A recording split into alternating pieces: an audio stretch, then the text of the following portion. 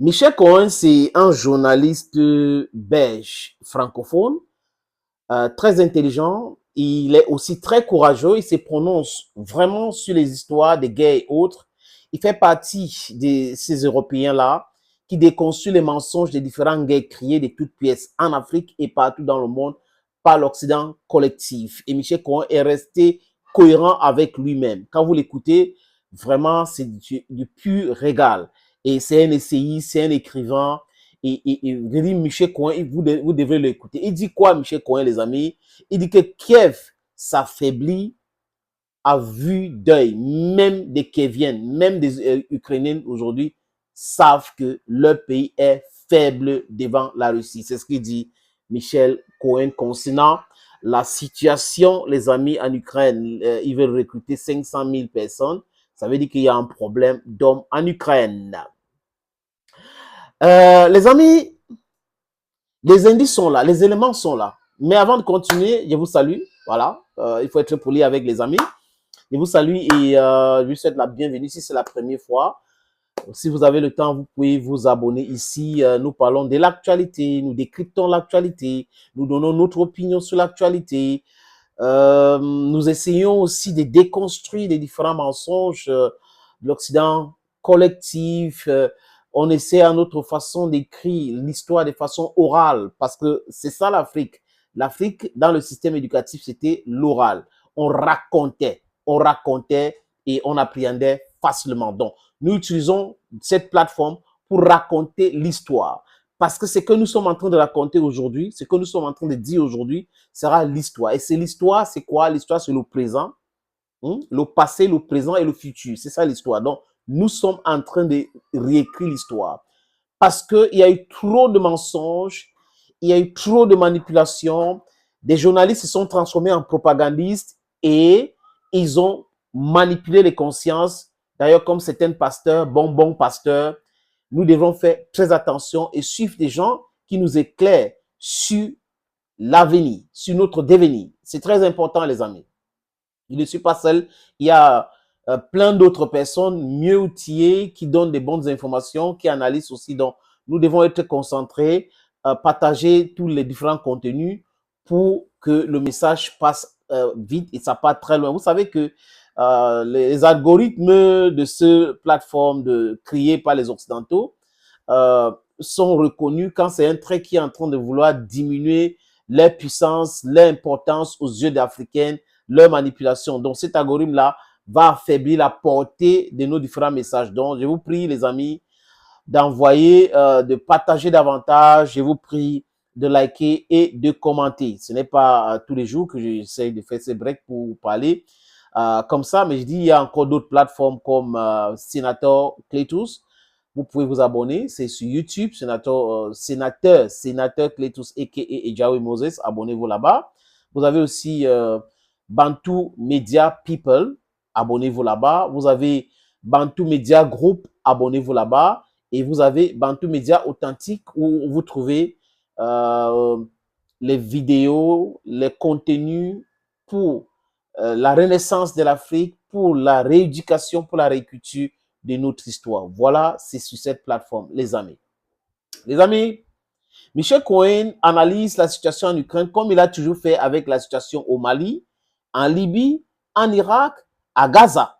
Et d'une lucidité à l'une autre pareille. Donc, courage monumental. Vous savez que en Europe, ils prétendent être démocrates, mais les gens qui, quand ils commencent à pomper les récits, ils ne veulent pas que quelqu'un essaye de déconstruire cela. Si vous essayez de déconstruire le récit, les amis, tout de suite, c'est braque. Après, on te donne des noms. Vous êtes si, vous êtes des trolls. Vous êtes donc, parce qu'ils ne veulent pas que les gens utilisent les medulla oblongata. Ça veut dire le cerveau pour réfléchir normalement. Alors que ça a été créé pour ça. Ils veulent que nous réfléchissions avec le cœur.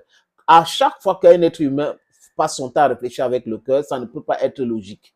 Il n'y a pas de... It cannot be rational when you're thinking with your heart. Avec des sentiments, quand je dis le cœur, ça veut dire des sentiments. Nous devons utiliser notre cerveau pour réfléchir froidement. Pourquoi ces guerres? Les guerres proxy, c'est quoi? Pourquoi les Américains font des guerres à travers d'autres pays pour ne pas perdre, dépenser en vie humaine? Pourquoi est-ce que les Américains utilisent Israël pour faire la guerre aux Arabes? Pourquoi est-ce que les Américains utilisent l'Ukraine pour faire la guerre aux Russes? Voilà tout ça là. Et il explique ça bien. Allez sur ces plateformes pour regarder, les amis. Mais il dit il y a certains éléments qui nous reconfortent dans les analyses que nous faisons et que les cartésiennes, les amis, ou disons que les caucasiennes eux-mêmes ont des gens à leur sang qui refusent cette narrative mensongère. L'Ukraine demande quoi, les amis? Le recrutement de 500 000 personnes. Quand une armée veut recruter 500 000 personnes, ça veut dire que cette armée est non existante. Je vous ai montré ici, les amis, un extrait d'un militaire ukrainien qui dit qu'ils sont trop nombreux. Et là, comme ils sont trop nombreux, ça devient un peu difficile pour nous. Et il a même comparé aujourd'hui Kupiansk à Avdiivka. Il dit qu'à Avdiivka, c'était mieux. À Kupiansk, c'est l'enfer. Vous voyez un peu que des gens qui sont censés donner de l'information, la bonne information, commencent à donner cette information-là. Donc, on est en train d'aller vers eux pour prendre ces informations. Pourquoi, les amis? Parce que le travail que nous faisons ici tous les jours, en disant que non, France 24, c'est une chaîne mensongère. RCI, c'est une chaîne mensongère. BBC, CNN et autres, les accusations, ça arrive chez eux. Les gens les taguent tous les jours, ils voient. Ils regardent les commentaires que vous faites sur leurs différentes plateformes. Ils savent donc que on sait qu'ils sont des menteurs. Et parfois, on les envoie les images. Il y a des amis qui prennent les vidéos sur notre plateforme, qui les taguent avec, qui viennent en commentaire, qui copient le lien, qui mettent là-bas pour qu'ils voient que nous ne sommes plus dupes. Et là, les amis, ça commence à faire tic dans leur tête. Et Michel Cohen dit quoi, les amis? Que même l'appareil politique qui a réussi à faire voter Zelensky dans ce qu'on appelle élection, simulacre des élections pour 7 ans, dit aujourd'hui que c'est grave. C'est très grave la situation et que l'Ukraine aurait dû négocier dès 2022 et que c'est une erreur fatale parce que les Ukrainiens sont en train de mourir tous les jours et qu'il n'y a pas d'issue. Et les politiciens qui viennent aujourd'hui, ukrainiens, disent quoi, les amis? Disent ils parlent, c'est anonymat, que l'Ukraine ne pourrait jamais gagner, ne pourra jamais gagner la Russie. Vraiment, même si les Américains envoient tout ce qu'ils veulent, même si les Européens envoient tout ce qu'ils veulent, c'est pas possible. En termes d'hommes, il n'y a pas. On parle de Foumi, Magnan, qui sont l'armée russe, ça veut dire qu'en nombre, et sur les plateaux de télévision mensongères, aujourd'hui, les amis, qu'est-ce qu'ils font? Ils disent aussi qu'en termes de nombre, les Russes sont nombreux. Les Russes sont nombreux, donc les Otaniens n'ont pas ce nombre-là. Et pour faire la guerre, il faut aussi avoir le nombre.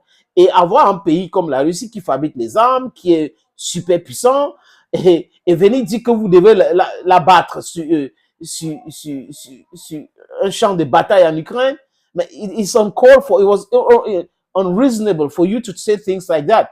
Et aujourd'hui, qu'est-ce qu'ils font? Biden, oh, il faut qu'on aide l'Ukraine. L'Ukraine ne doit pas perdre, mais la Russie ne doit pas perdre aussi. Qu'est-ce que vous comprenez quoi par ce genre de langage?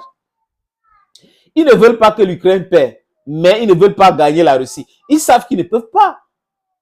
Dès le départ. Mais dans leur mindset de menteurs, de mythos, ils ont pensé à un moment donné que oui, ben peut-être que les indices qu'on a ici, peut-être que les Russes sont faits. Donc, peut-être, ils sont allés faire la guerre dans peut-être. Les conséquences aujourd'hui, c'est ce qu'on voit sur les champs de bataille, les amis. Thank you for watching this video on this platform. Stay blessed. And bye-bye for now.